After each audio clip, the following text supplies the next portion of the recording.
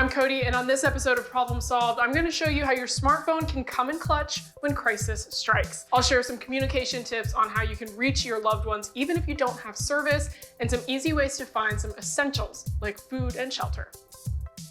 Being in an emergency situation or off the grid and somewhere that you can't contact anybody is a really scary thought. But if you have an iPhone, you can actually connect to a satellite to help you send a message to emergency services or your loved ones. Hold your phone as you normally would and stand somewhere outside with a clear view of the horizon. Sometimes things like buildings and trees can literally get in the way between your device and the satellite. Your phone will tell you exactly which way you need to turn if you need to so that it can connect. Emergency SOS via satellite is Apple's way to connect you with 911. Whenever you dial 911, your phone automatically tries every single possible way to get through. If all else fails, you'll see the message button with an SOS on it. It'll prompt you with a couple of questions to help determine what emergency personnel services that you need. Then it'll connect you with them via text. At the same time, it'll share your current location and any information you've put in your device's medical ID with these emergency personnel. And it sends your current location to any of the emergency contacts you've designated in your device. This one is just a demo version, so it might look a little different in your situation. When it comes to connecting with your friends and family, messages via satellite is going to help you get your message across. It doesn't matter what kind of phone they have. Just make sure that you toggle on the send as text message setting. Messages sent via satellite will take longer than a usual message, and it also doesn't support things like videos, pictures, or group texts. Your phone should prompt you anytime it needs to connect to a satellite, but if it's not, you can find this feature either in the control center or in your settings. Isn't it neat what these things can do? And I didn't even have to download an app. It doesn't matter if you're sending a message via satellite, Wi-Fi, or cellular. When crisis hits, a lot of people are also trying to do the same. My next tip will tell you some different methods you can use when trying to get your message out. Communicating with loved ones or reaching 911 during an emergency is crucial, but often phone lines are flooded with calls and text messages and it simply just can't handle all of them. So here are some tips on how to contact somebody during an emergency. Some government agencies encourage a text first, call second approach.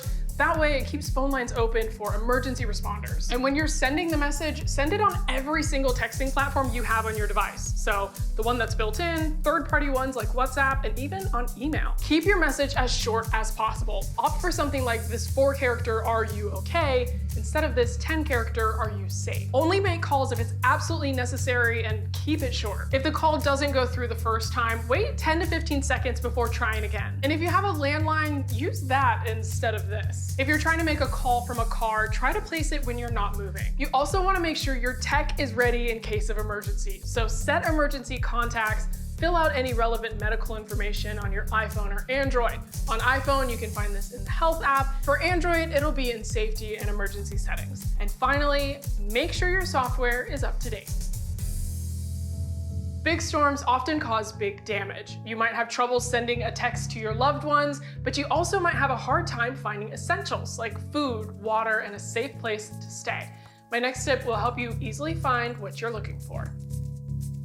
Evacuating your home due to severe weather can be really stressful, and amid all of the chaos and uncertainty, there's not always time to figure out where you can go. When severe weather happens, there are usually free shelters set up by organizations like the Red Cross and FEMA to give you somewhere to stay. Plus, they're probably gonna have some food too, and they both have apps to make it really easy to find the shelter closest to you. If phone lines are working, you can dial 211 to be connected to some local services who can help you figure out what's available in your area. You can also find resources at disasterassistance.gov. But sometimes you need Wi-Fi to access this information or to contact your loved ones. So look for a hotel, a coffee shop, or even stores like Target or McDonald's, because they'll usually have some kind of public Wi-Fi. Apps like Nextdoor can help you find out more about what's going on and to connect with your community. Don't forget to check out your local news outlet's website. There you should be able to find out information like where to find food, gas, water, shelter, and if there are any curfews in place. The website might also have all of this information in a downloadable PDF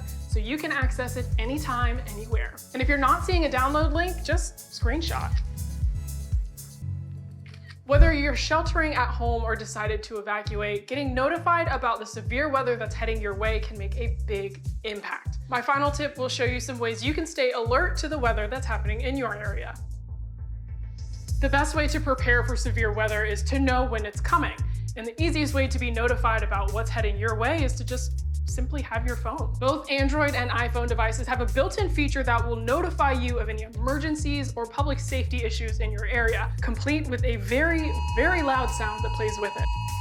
The goal is to get your attention, and it works. You can toggle this on or off in the notification settings on iPhone or on the safety and emergency page on Android. Your local newspaper or news station might offer text updates that you can sign up to get alerts about weather and other important information. There's a lot of useful and timely resources on social media too. Consider giving your local meteorologist or news anchors a follow and see if your area has any kind of emergency management or weather-specific page to follow for updates. And don't forget to turn on push notifications. There are also so many weather apps that can let you know when there's a system heading your way. Some of them are nationwide and some of them are local. Whatever the weather, I'll be weather aware.